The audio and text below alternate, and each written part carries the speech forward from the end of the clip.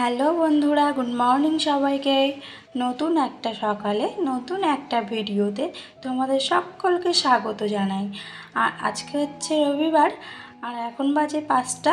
তো সকাল সকাল ঘুম থেকে উঠে পড়েছি, আর আজকের ব্লগটা এখান থেকে স্টার্ট করছি। দেখতে থাকো, আশা করি তোমাদের ভালো লাগবে। তো ঘুম থেকে উঠে ওইদিকে ঝাড় টাড় দেওয়া হয়ে গেছে, আর এখন চলে আসলাম ব্রাশ করতে। ব্রাশ করে ফ্রেশ হয়ে নেব, আর আজকে একটু টুকিটাকি ঘরের কাজ আছে, তো সেগুলো আর কি করবো আগে।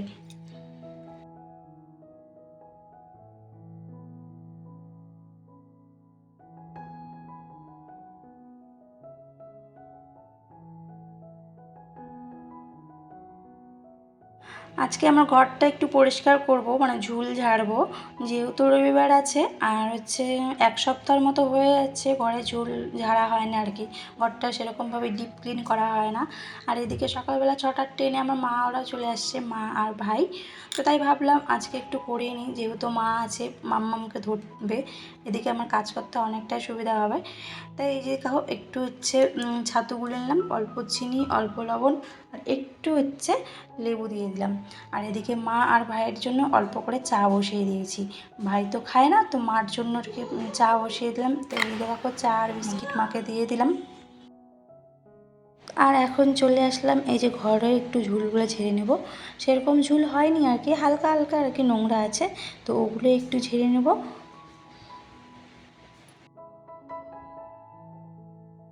ছোট থেকেই মেয়েরা স্বপ্ন দেখে নিজের ছোট্ট ঘরটাকে আর কি সুন্দর করে গুছিয়ে পরিপাটি করে রাখবে।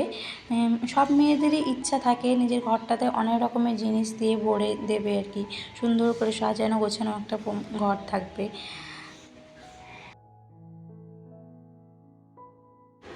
তাই আর কি এই ঘরটাকে আমি যতটা পারি চেষ্টা করি সবসময় পরিষ্কার পরিপাটি করে রাখার।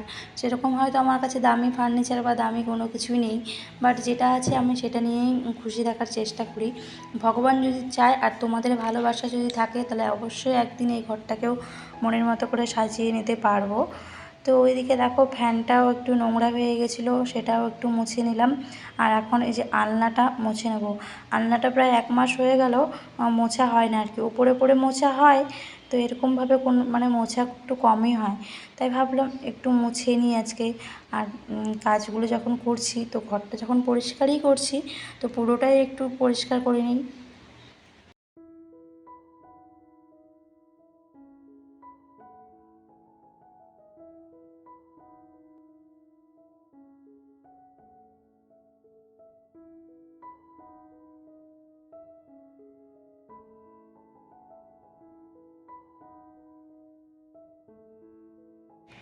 তো দেখো ঘরটা কতটা অগোছালো হয়ে আছে। আর এদিকে আলনাটা এখন ভেতরে ঢোকাবো, তাই একটু খাটের নিচটা একটু ঝাড় দিয়ে নিচ্ছি।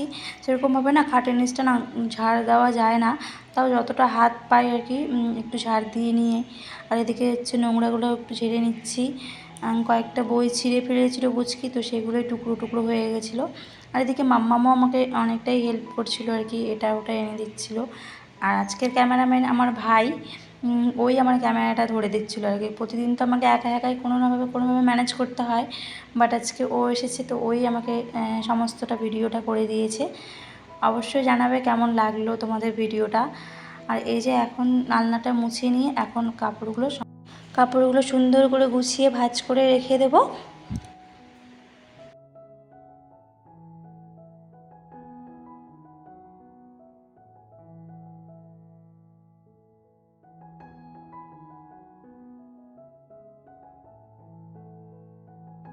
আর এখন বাজে ওই 8:30টার মতো।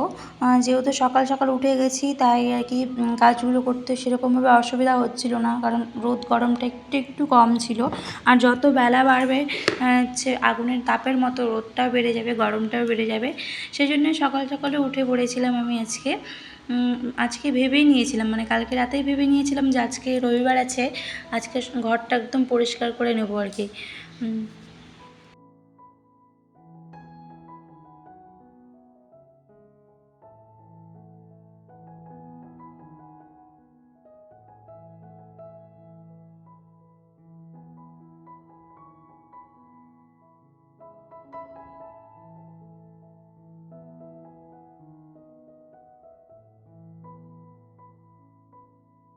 আর ওই যে মেলা থেকে নিয়ে এসেছিলাম ফুলদানিগুলো, তো ওগুলো না সাজানোই হয়নি আর কি। তো ভাবছিলাম কবে সাজাবো, ঘরটাকে পরিষ্কার করব, তারপরে আর কি সাজিয়ে রাখবো। সেরকম ঘরে আমার তো জিনিস নেই, তো টুকটাক এগুলোই নিয়েছিলাম। তো এগুলো একটু সাজিয়ে রাখলাম। আর ওই যে ওখানে টেডি বিয়ারটা ছিল, এটা একটু নিচে পেরে নিলাম। জানি আমার মেয়ে সেরকমভাবে ঠিক রাখতে দেবে না, এটা ওটা কখন যে নিয়ে নেবে, তবুও ও না রাখার চেষ্টা করি, বাট ও না রাখতে দেয় না, সেই জন্য আর কি সেরকমভাবে রাখি না। তাই ভাবলাম যখন নিয়ে এসেছি তো ঘরটাকে আজকে একটু সাজিয়ে গুছিয়ে রাখি।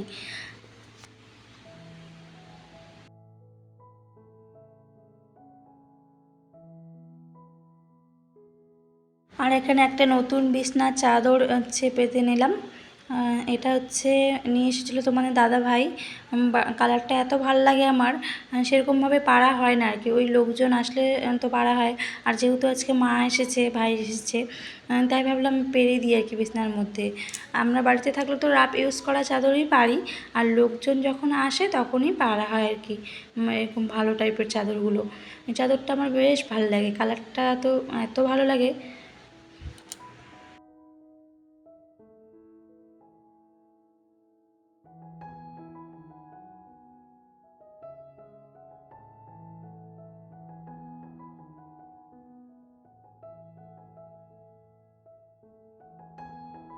আর এই বালিশের কভারগুলো একটু চেঞ্জ করে নিচ্ছি। আর ওই যে বালিশের কভারগুলো আছে না, ওগুলো হচ্ছে নতুনই আছে, দুদিন আগেই পেতেছিলাম।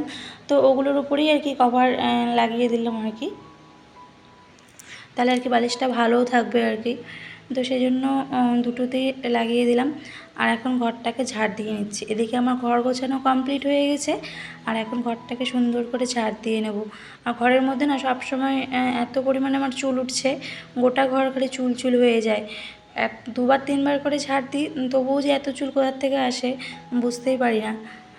বাট ঝাড় তো দিতেই হবে, তাই না বলো, পরিষ্কার তো রাখতেই লাগবে। তো ফাইনালি ঘরটা গোছানো আমার কমপ্লিট। যতটা পেরেছি পরিষ্কার করে রাখার চেষ্টা করেছি আর কি। আমার কাছে এত দামি ফার্নিচার নেই, তো বাট এগুলোই আমার কাছে অনেক দামি আর কি। তো দেখো ঘরটা সুন্দর করে সাজিয়ে নিলাম। জানি না তোমাদের কেমন লাগবে, আমার বেশ ভালোই লাগছিল। আর এখন চলে আসলাম রান্নাঘরে। ভাতটা না আগে বসিয়ে দিয়েছিলাম কাজগুলো করতে করতে, আর এখন হচ্ছে এই দিকে ডালটা ফোড়ন দিয়ে দিলাম। আর হচ্ছে এদিকে মা কেটে রেখেছিল চাম ঘাস, রান্না করলাম আজকে চাম ঘাসের চচ্চড়ি, ডাল। আর হচ্ছে এদিকে মা নিয়ে এসেছে কাতল মাছ আর কি। তো মাছগুলো এখন ধুয়ে নিয়েছি।